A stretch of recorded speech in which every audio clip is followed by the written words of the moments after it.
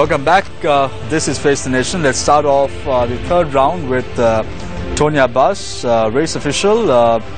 Tony, insurance is one of the key factors as far as race riders are concerned, racing drivers are concerned.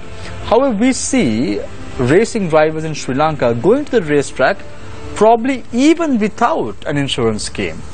What is the reason behind this? Well, in locally, basically they depend on the organizers, and as what Kia says, there is no insurance coverage for racing in Sri Lanka.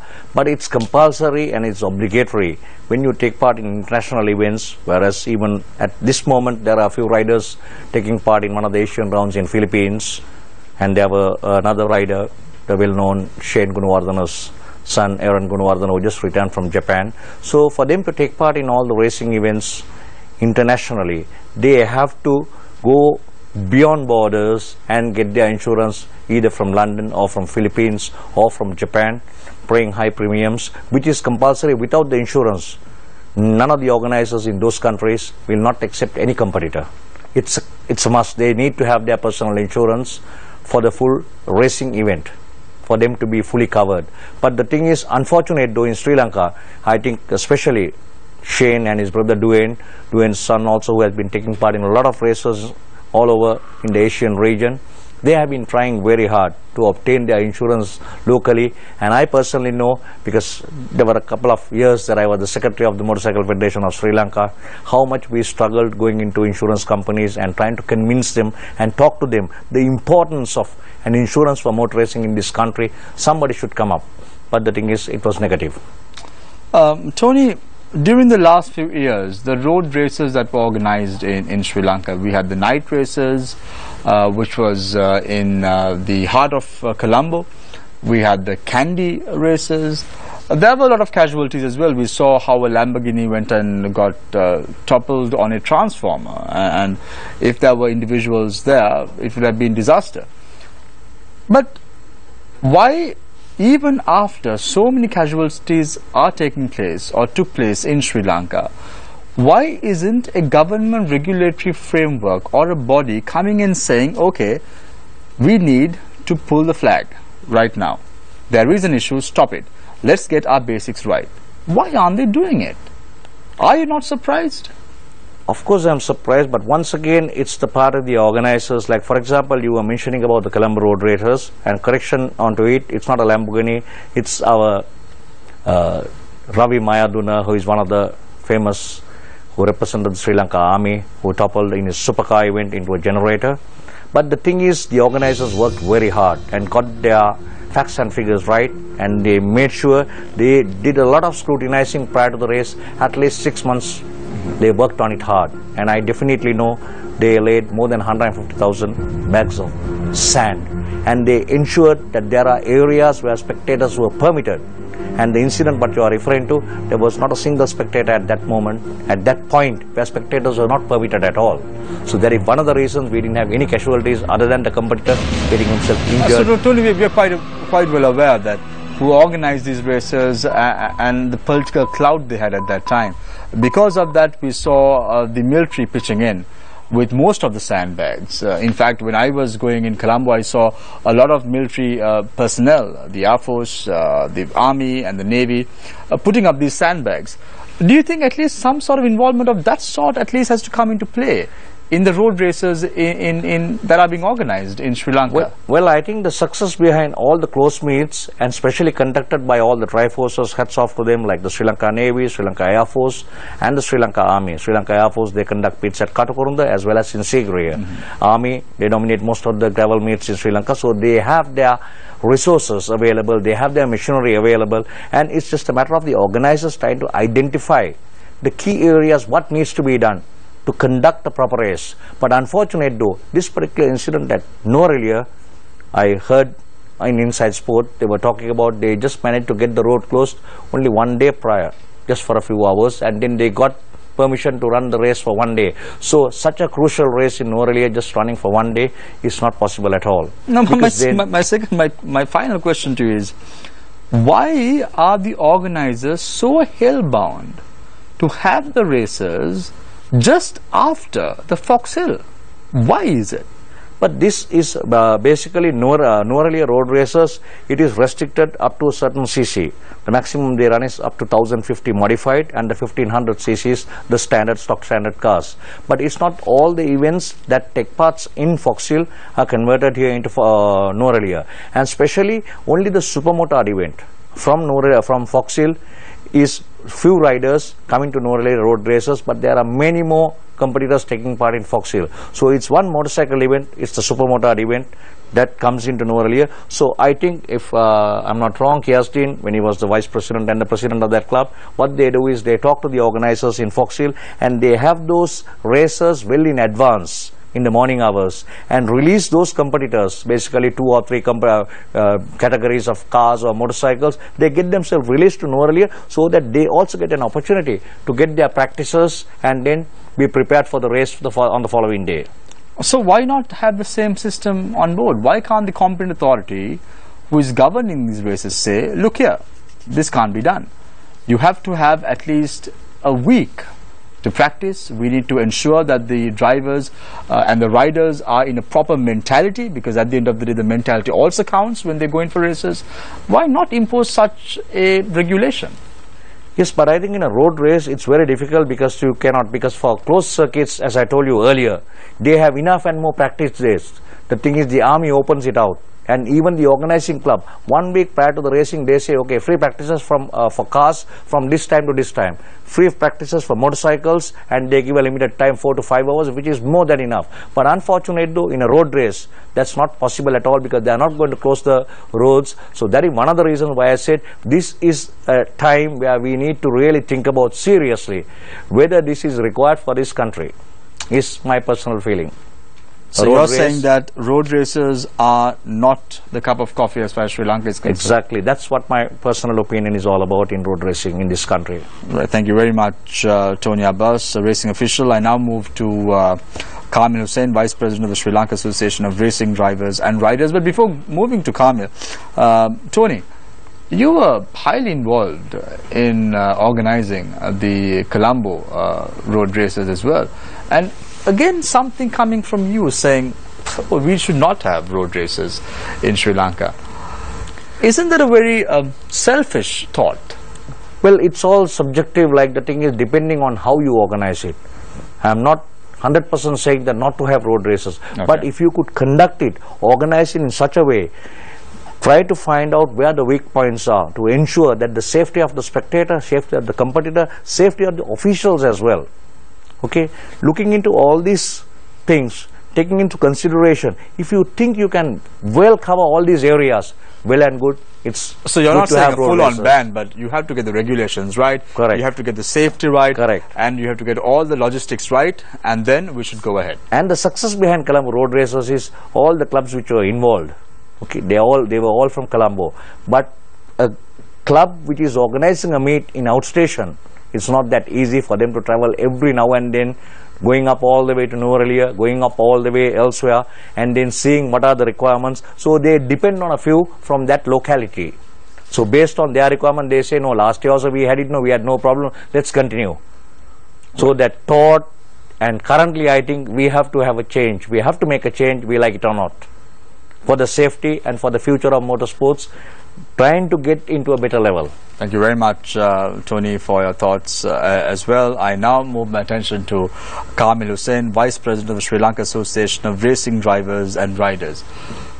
Kamil, we saw a rather unfortunate incident a few weeks ago on the Norelia road race. An individual who was considered a legend died. And now there is another unfortunate incident. That is, there is no unity among these riding and drivers associations. Everyone is on a tug of war, trying to blame each other, and most of the clubs saying, okay, we did it right and you all did it wrong, and then the other group says, no, we did it right, you all did it wrong. There seems to be a tug of war. This is not in any way trying to arrest the problem at hand. Why is that there is no unity amongst these organizations, associations that are molding the future prospects of this country? I agree. I can't deny that because there is a lot of competition to organize motor racing in Sri Lanka. So when there is competition, there will be always this tug of war. That is a fact. So I can't deny that. But in this instance, is that tug of war healthy for the future of the game? It is healthy and unhealthy as well. Healthy in terms of adding value to the sport. Now, for example, we as a club this year we are offering a motor car for the champion driver. And the rider we are giving another motorcycle, and we have increased the cash prices, and that's a result of the competition coming in. But the unfortunate thing about in terms of putting the regulations, then when there is a clash of ideology, then of course it's not healthy. So I believe that people have to come together and then really add value to the sport and make sure that you have a safer environment to run these events.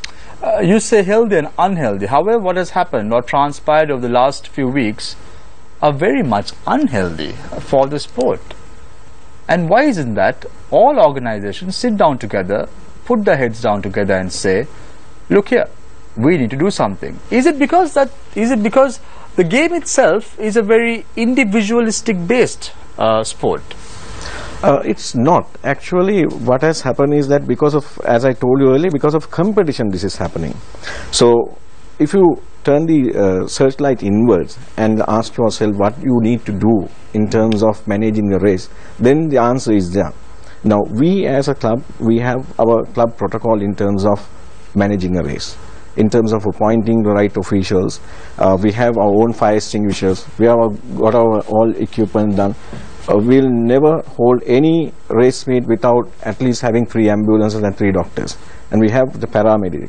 We have a pool of 60 marshals who have been trained. Our next training is going to happen next week. So if all clubs things like this and take this as a benchmark and do it, I think the level of motorsport will go up in Sri Lanka.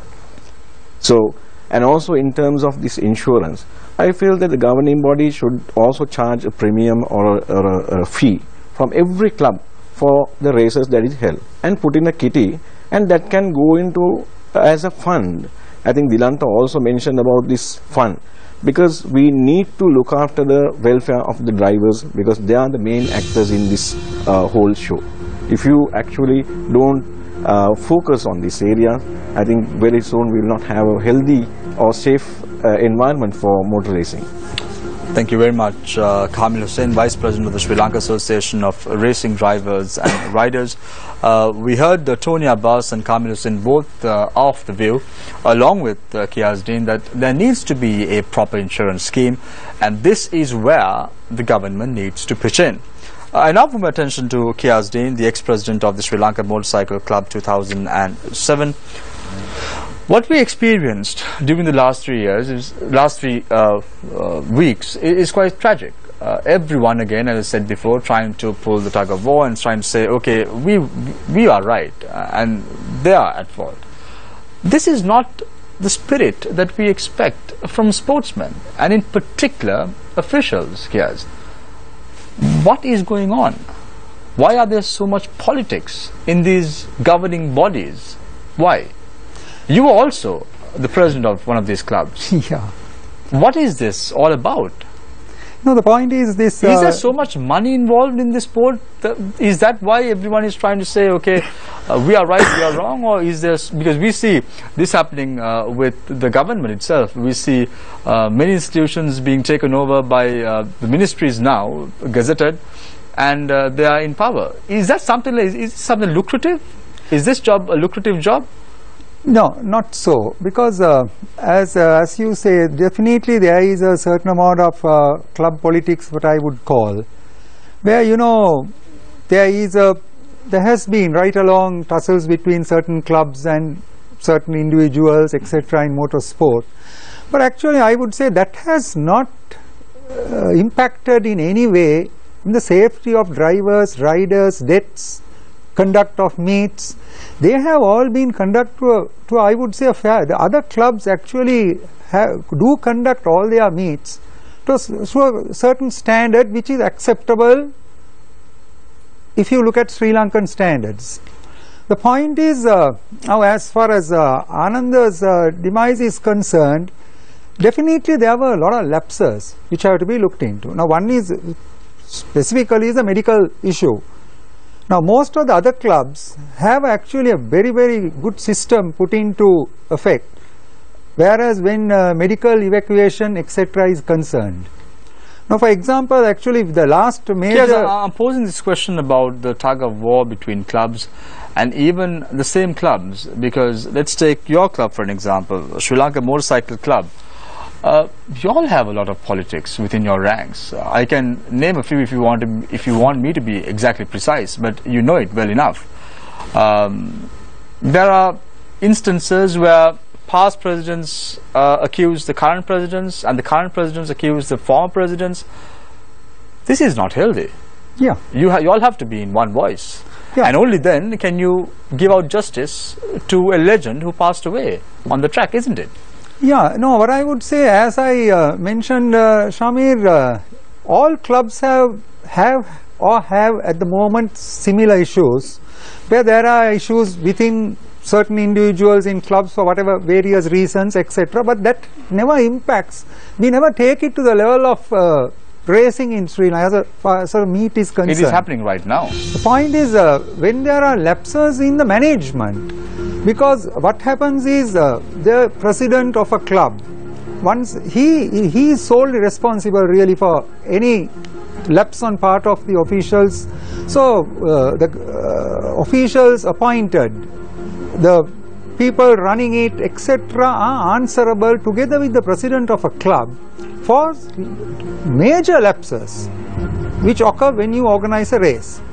So there is I mean you can't put this all into now like certain things which are trying to be pointed at all clubs, which I wouldn't say so. Say especially in specific areas there are people who can handle certain matters and people who cannot handle matters.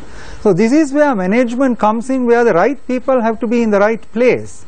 So when it doesn't happen, then definitely we have the ultimate result, I would say, is something like the death of Anand Vedasinghe, which probably one of the biggest accusations made is that there was no proper medical evacuation in time, which is a fact and which is a major lapse. Now as I was trying to say, that the last major event which we had, which I was a race director, was the Colombo Supercross, where we had 4 ambulances with 4 doctors. Then every corner we had a stretcher party with 6 guys to handle any casualty. Then we had an emergency, the surgeon ready at the Velisara hospital with the theatre ready, and on top of that we had even the Ragama hospital on standby. But in this instance where Ananda's case was, actually there was a lapse of even bringing a proper ambulance to the... So you were not involved in the races this time around? No, not at all. Were you at least consulted? No. Did you want to give your consultation and tell them what has to be done? Not particularly, because we had a certain issue, of course, which I don't want to sort of elaborate here, where me and another 2 motorcycle riders who were very, very involved in motorcycle matters in the club, in other words, Shane Gunawardena and Mahinda Vikramaratne, we left the club sometime around about January. In the last, actually there was the last AGM in January which we didn't offer to come into the committee as such. So we opted to be out of the Nuwara road race due to that very reason. But that doesn't mean that there are no people, you know, we had a lot of experienced people who could have managed this better, which I would say, but most of these things actually, even Ananda's death could have been probably avoided to a large extent if I would say proper measures were taken. Another very important fact I would like to mention, if you just give me a few seconds, is you know, there was this, for the first time, Shamir, there was these what you call Armco barriers put in to effect, probably with an idea of providing more safety for the spectators. Not now, I brought this up even at the last TV show, where these were erected for the race to be run clockwise. But at the last moment, this was changed and the race was run anti-clockwise. So these are things which contributed to this. You see, where the safety of a driver or rider was compromised against the wrong decisions made somewhere down the road. So we cannot haphazardly... Thank you very much, Kiaz. We need to open the floor for questions. As I said before, we're not here to find fault with anyone as far as Anand Viditsinger's death is concerned. We're trying to look at how we should move forward, what must we do, and where is the future looking like? What is the future looking like as far as Sri Lankan motorsport is concerned? So let me open the floor for questions. Let's start off with Sonali. Thank you, Shamir. Mr. Abbas, my question is to you. Now, the purpose of this show is to create awareness and to disseminate correct information and to dispel the sort of misinformation that is going around. So, for the racing enthusiast who's watching us from home, could you elucidate at the most basic level, is there a contract or an agreement entered into with the competitors? Well, there is no such contract with the organizing bodies. Generally, they announce that there is a meet, okay, and then what the competitors do is they put in their entries and their indemnity has to be signed. So that's the legal point where it says I am abiding by all the rules and regulations as per the supplementary regulations put out by the organizers. So, but the organizers indemnify themselves against any sort of damage, is it? That's right. Okay. Correct. So the competitor has to bear the entire risk of it. Correct. Right. Okay. Why is it that we hear of so many instances where the competitors themselves have to bear their own expenses, travel in dire circumstances, given the love for the game? Why isn't it that they are sort of sponsored either by the state or by other entities? Well, practically. I think one of the gentlemen was talking about how expensive motor racing or motorsports is all about. It's not only as a competitor, but I personally as an official, we have to bear on our own, even traveling right across locally as well as internationally. All the officials who have been officiating right throughout for the last 5 years or more, going into international events such as the F1, they have to bear their own expenses. So motorsports is not only expensive for the competitors, but I know with the current trend and with the current move, like all new machines coming in, the latest technology coming in, all these things, is such an expensive game, but it's the passion and some individuals who feel that they have the talent in taking part in this, they do everything and want to be in this sport. But unfortunately though, there is no such main big time sponsors coming in where a competitor can run without any issues as such, like the whole year. No, they are basically branded or whatever it is, and they are given a little bit, which will not at least be sufficient for some of them, even for one race. For example, if you take the supercar event, it's a very costly event. It's not sufficient. What they are getting is even to run one event. So unfortunate though, we are in a situation of that level in Sri Lanka when it comes to sponsors in motor racing. Mr. Hussain, what do you think is the case for centralization of associations and bodies, so that at the very helm there is the Ministry of Sports, and from there on it sort of goes down? Do you think it's a feasible way of looking at it? It's actually not feasible in my opinion, because different clubs have different formats of running races. Now we as a club, we run the hill climbs, the tarmac, we run the gravel meets and also the TST rallies in Sri Lanka. We are one of the few clubs which run TST rallies in Sri Lanka. So some may not like TST rallies, but there is a community who really likes rallying in Sri Lanka. So then who will serve that community? So it is us who will do that. But there is another club which will do speed rallies in Sri Lanka. Now we are not in speed rally. So likewise, this racing is also differentiated into different segments. So on those each segment, We of course play in all segments except for the speed rallies, but most of the clubs are doing, like some clubs are doing only tarmac events. So I feel it's not feasible. So are you also saying that right now, as it stands, we have very many variations, but it's also poorly regulated? Well, there are regulations, but the issue is whether you comply 100%. This is the question. So their Ministry of Sport and the governing body has to be very strict. So if there are clubs who have violated the regulations, they need to be delisted and banned from racing. So if you are not responsible racing organizer, you shouldn't be allowed to run, because the governing body issues a license to run the race. How strong are the compliance procedures in the game? As someone who has been in the industry for several decades, how strong are the compliance mechanisms? There are enough regulations to manage the sport and to run these race events without any, of course the risk is there, but minimizing the risk, starting from issuing of license.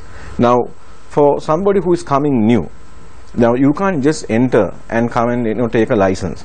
You have to produce a medical report, then you have to go through exams. Now recently we have seen that this is not happening. So there are people, they will not know the flag signals. Now flags are the only thing that is available for a marshal to communicate with the driver. So if you don't know the flag signals, again you are exposing the game into a risk. Then about the safety standards of the machine, the roll cage and other safety area, the lighting, all those things are specified. But whether when you are conducting an event, whether you go into detail and ask the question whether all these are complied, is a question. We have seen some organizers allowing to run without complying into those areas. Then also whether you have competent officials to look into these areas, and as a responsible club or an event manager telling that you are not allowed to run unless you comply to these standards. Now that is another thing that you need to ask yourself as an organizer, whether you have the right people to manage the event. So coming back to your question, we have enough regulation, but whether those regulations are met and then complied is a question. So implementation is the issue. Yes. Mr. Dean, I want to ask a question from you. Now, we are talking about these regulations that are in place. When it comes to this particular race in Kandy that we are talking about, we know that there should be a certain level of expertise or a certain level of professionalism that should be there to enter these races in the first place. Things like this, who are supposed to actually go down and check? Yes, these names are famous names if you're in the industry, because the industry is very small. There's a niche crowd practicing motor racing and motorbike races, but who actually maintains whether these people are novices, whether they are running for the first time or the second time? How do we know who they are? When we call for entries, we have an entry form. So in the entry form itself, you have to specify your past experience. So once the entry form comes in, if the guys who are classifying these entries, we usually have very experienced guys. We appoint them, either they are members of our club or not, but very well competent guys who go through these application forms, and they know very well that these guys are competent enough to run a road race. What's the usual level of expertise that should be there to run this particular race that we are talking this about? This particular race, we ask for 3 mass start events or road. Say we would have taken part at Katukurunda or Pannala or Mirigama, and also we ask in certain instances podium finishers. So actually, as I said, these experts we appoint, they can categorize and decide that whether these guys are suitable or not to run this Norelia road race, which is a regulation for all races. Am I right in saying that, irrelevant of how professional you are in the industry of motor racing, accidents can happen to anyone? Is there more risk involved in road racing than a closed circuit race? Certainly. Definitely. Certainly, because of now as I even previously mentioned, a road race consists of all types of hazards by the side of the track. You know, most of the time there are even lampposts, culverts, bridges, you name it, you have it all around the Norelli road race. So that is why I say now the management, you have to manage these races. That is where you need expertise, because you have to manage the speeds, especially for, you know, very high speed bikes like the bike which Ananda rode. Though there is a responsibility by the organizers to manage and control these races. So when you don't have it, then you are opening a door for mishaps to happen, which can also be fatal. You see? So now for the question Ramila asked about this, we have all the we have what we call a National Sporting Code for Motorsport, we have our constitution, we have all the safety aspects covered. But the point is, as mentioned earlier, these are not adhered to. And the sad part is the controlling bodies, as a habit, have been right along been very lenient with infringement of these rules and regulations, which has led to today's situation. There is no penalty. There is no penalty. They have inquiries of very lenient punishment, you know. So you're directly pointing the finger at the Ministry of Sports. Not Ministry of Sport. Actually, it's what we call the controlling body, the SLAS and the Federation of Motorcycle Sport. There are two federations which are appointed by the ministry really to overlook and govern these races, because the ministry nor the Director General of Sport ever get involved in motor racing organizing. They don't even know what's happening, actually, to tell you the fact. But that is why these... But they cannot shy away from that responsibility, Kiaz. Can you just say, I am not aware, so we need to have an investigation? They need to shoulder some responsibility in what took place in Norelia in particular. Yeah. No, that is why the Honourable Minister has now appointed a inquiry panel into it, but I don't know how actually, to me it's a little confusing as to the appointment of the panel as such, whether they have the know-how and the ability to decide on what went right and wrong, because you must have a very vast technical knowledge and experience in deciding in these inquiries, because these are very vital and a very critical matter where you know, one of our famous riders have actually sort of died on a track where there are various allegations, a lot of controversial matters. So whether the panel appointed by the Honourable Minister can absorb all these and then come to a conclusion is a matter of concern to me.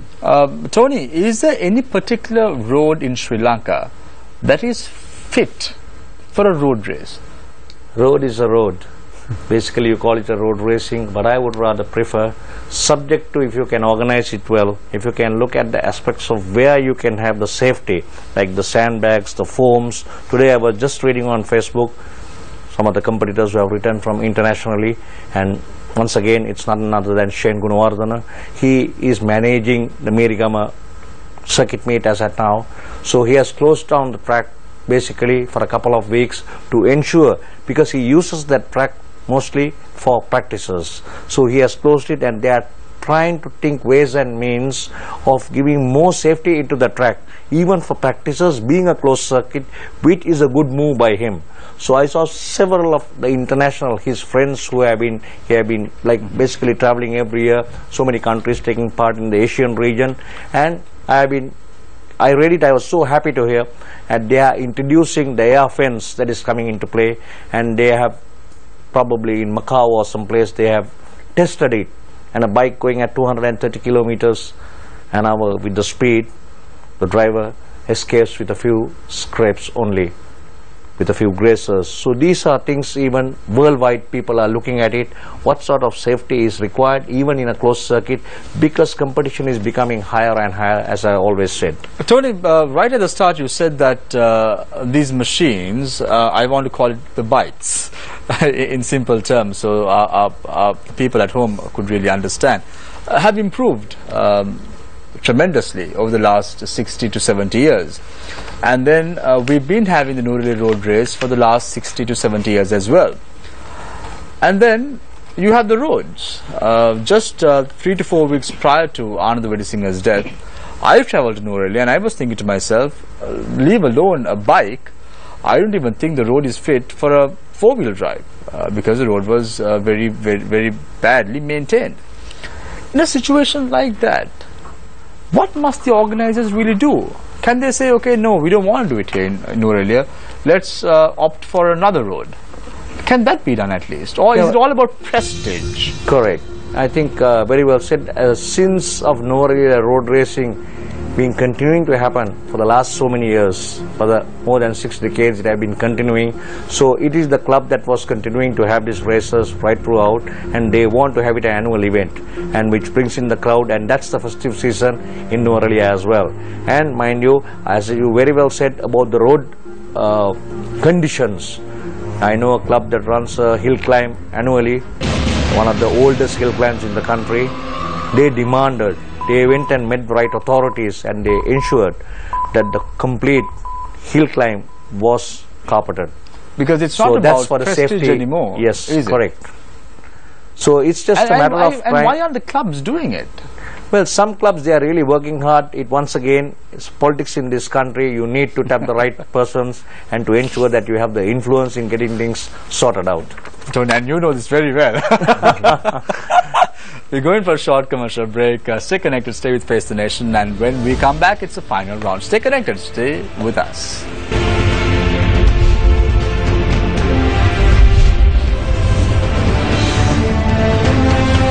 Welcome back. This is Face the Nation. The three gentlemen were referring to machines. Machines means bikes. So that is for the benefit of our viewers. Let me start off the final round with Kiasdeen, ex-president of the Sri Lanka Motorcycle Club of 2007. He was the president of the club in the year 2007. So let's start off with him, the final round. Kias, let's put everything aside. Let's talk about the future of Sri Lankan motorsport, the racing drivers and the riders. If there is a young budding racing driver in Sri Lanka who wants to go out there and be a winner, just like Anand Vedisinghe, what is your message to him? My message would be that, first of all, he should of course select which track, because we have different categories of racing. Of course, like tarmac, let's keep gravel. all this aside. Let's keep all this aside. Technicalities I don't want to know. I want to know what is your message for a budding Sri Lankan racing rider who wants to go there and make it just like Anand Vedisinghe. What is your message? My message would be to have faith. We have a very good tracks.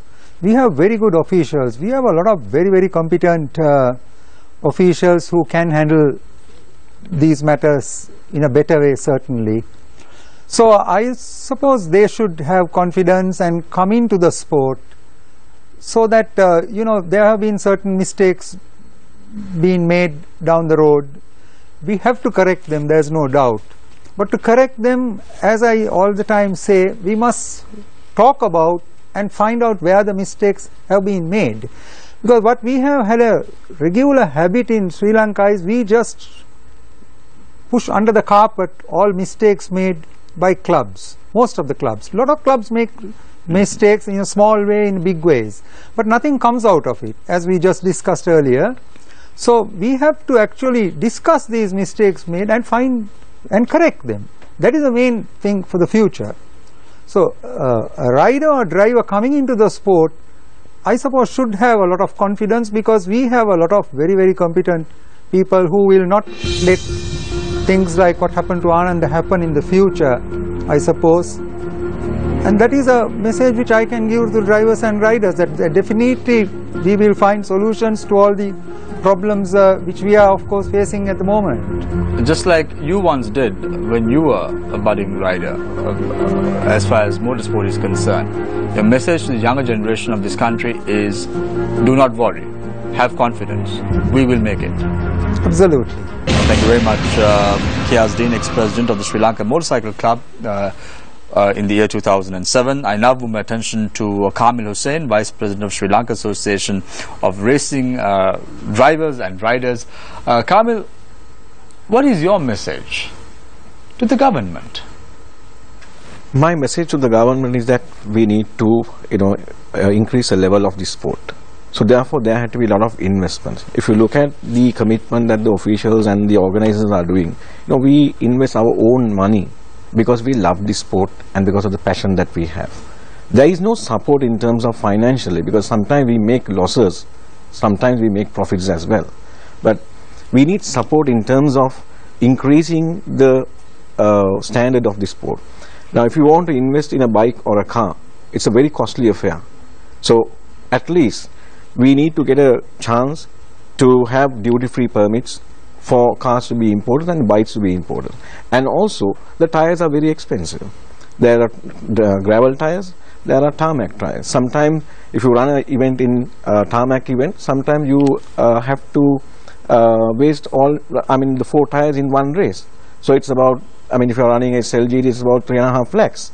So if you're talking of a season, you can calculate the cost that is involved in the whole process. So therefore, if you want to motivate the new generation to come and to increase the standards, then we need to, the sportsmen, the drivers and the riders need to get those facilities. If you get those, for example, tires plays a huge role in terms of the safety of the driver.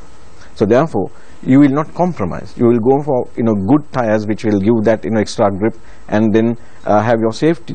Then of course having your hands devices, the fireproof kits. These are very expensive, and on top of it, if there is a duty levied, then of course is an issue. So government should bring in, give some support to this sport and elevate the sport and continue.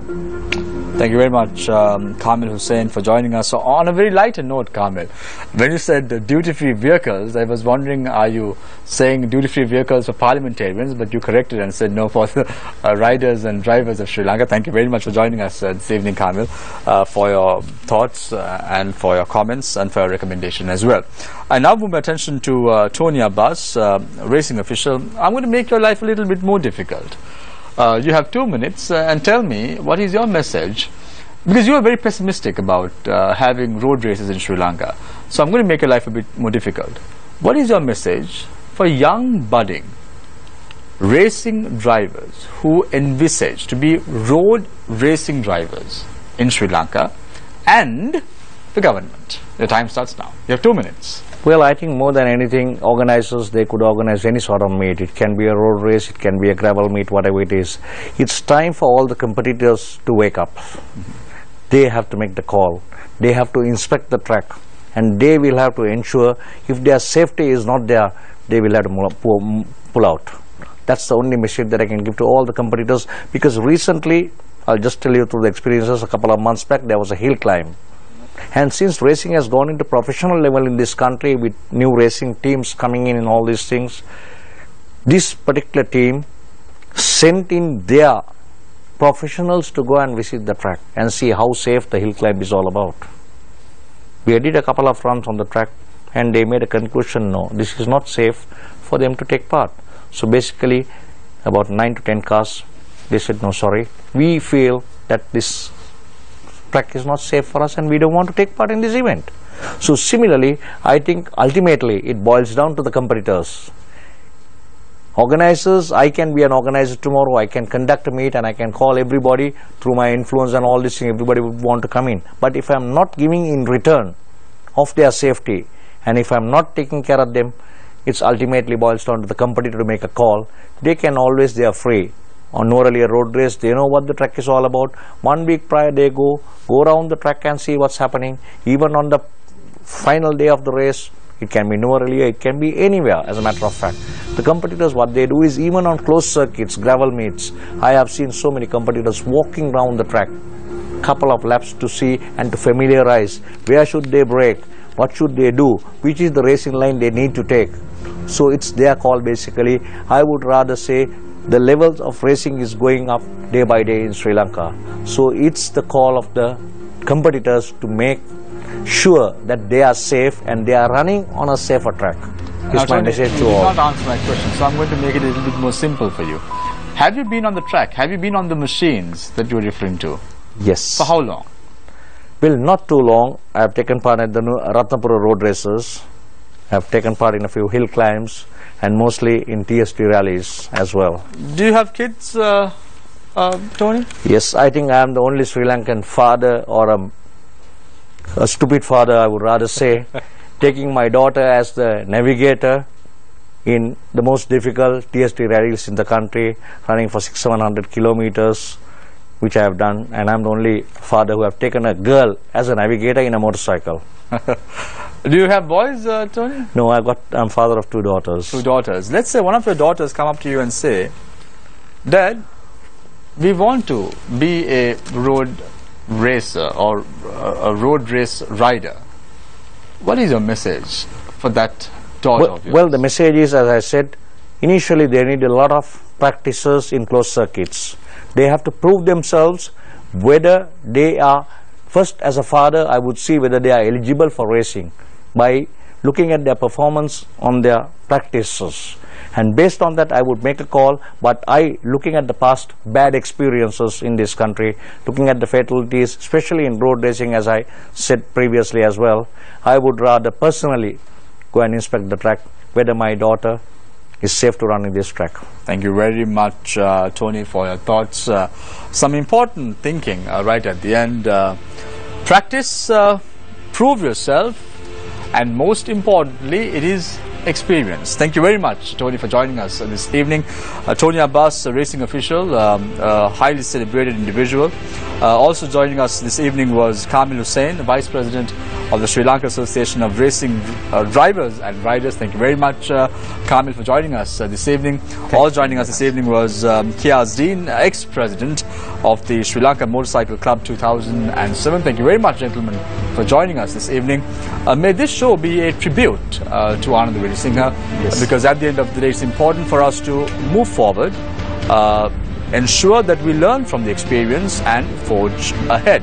Thank you very much, Chaturanga. Thank you very much, Sonali, for joining us this evening. Sonali is also an attorney at law. Nice to have you on board, Sonali, as always. I leave you tonight with a quote, as I always do. When you are fitted in a racing car and you race to win, second or third place is not enough, said Ayrton Senna. And then, just 3 weeks prior to his death, he said, there are no small accidents on the circuit. Remember 3 things. Prove yourself, experience, and most importantly, remember that you are on the line. Take care and good night.